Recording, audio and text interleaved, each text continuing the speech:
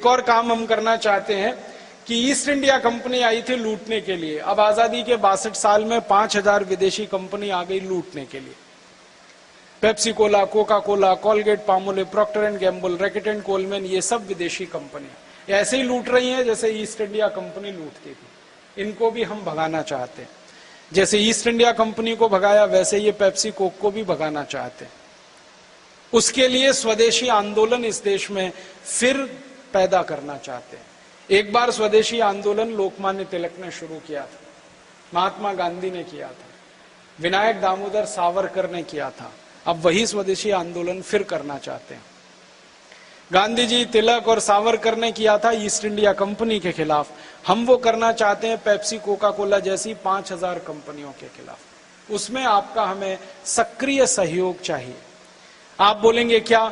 गांधी जी ने, तिलक ने देश को समझाया कि ईस्ट इंडिया कंपनी का सामान मत खरीदो, ये भाग जाएगी। हम भी आपको यही समझाना चाहते हैं कि इन 5000 विदेशी कंपनियों का सामान मत खरीदो, ये भी भाग जाएंगे। Pepsi Cola, Coca Cola, Colgate, Hindustan Lever, Procter and Gamble, Reckitt and Colman, इन कंपनियों का सामान मत खरीदिए। इनके स्थान पर सिर्फ स्वदेशी सामान खरीदिए, देशी सामान खरीदिए। पैसा देश का बचेगा, अर्थव्यवस्था में ताकत बढ़ेगी। मैंने एक दिन हिसाब निकाला कि सारे हिंदुस्तानी लोग पेप्सी कोक पीते हैं। एक बोतल 12 रुपए की मिलती है, 70 पैसे में बनती है, 12 की वो बेचते हैं। एक बोतल पर 10 रुपए उनको नेट प्रॉफिट होता है टैक्स देने के बाद। 700 करोड़ बोतल उनकी साल में बिकती है, 7000 करोड़ रुपए वो लूट ले जाते हैं इस देश। पेप्सी कोक का पानी पिलाकर, और वो पानी 12 रुपए का है 300 मिलीलीटर, 36 रुपए का हो गया 900 मिलीलीटर, 40 रुपए का 1 लीटर। 1 लीटर पानी 40 रुपए का हम पी रहे हैं। 20 रुपए लीटर का दूध नहीं पी सकते और अपने को बहुत स्मार्ट समझते हैं। और जो पेप्सी कोक का पानी पी रहे हैं उसको पीने में मजा नहीं आता, नाक में जलन, गले में जलन, पेट में जलन, आंखों से आंसू निकलते हैं, फिर भी गटागट पीते रहते हैं। कुछ लोग कहते हैं कि वो बेस्ट क्वालिटी है क्योंकि अमेरिका से आया है। उसकी क्वालिटी एक दिन पता की तो पता चला उसमें एसिड मिलाते हैं, फास्फोरिक एसिड। ये वही एसिड है जिससे संडास साफ करने वाला फिनाइल बनाते हैं। हमारे घर में हार्पिक बनता है, फिनाइल बनता है, वो जिस एसिड से बनता है उसी से पेप्सी कोक बनता है। एक दिन मैंने मेरे घर में परीक्षण किया कि एसिड से अगर हम फिनाइल से और हार्पिक से संडास साफ कर सकते हैं तो पेप्सी से भी होना चाहिए। क्वालिटी दोनों की एक ही है। मैंने करके देखा, बहुत अच्छा साफ होता है, बहुत अच्छा।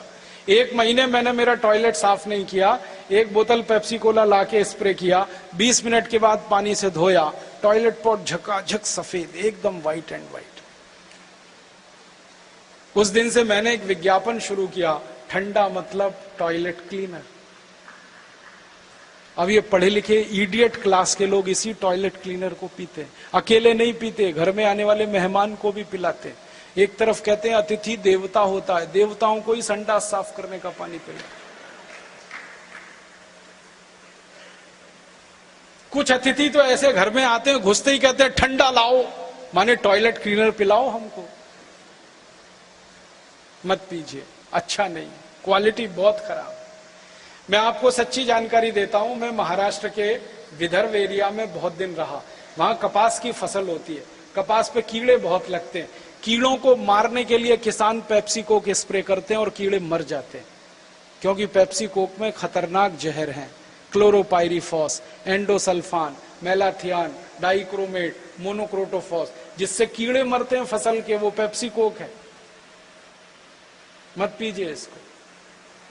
तो क्या पिए? गन्ने का रस, संतरे का रस, मौसम्मी का रस, दही की लस्सी, गाय का दूध, कुछ भी पीजिए। 7000 करोड़ का अगर गन्ने का रस पीने लगे तो करोड़ों किसानों को इतना पैसा मिलेगा कि वो गन्ना पैदा करने में ही करोड़पति हो जाए।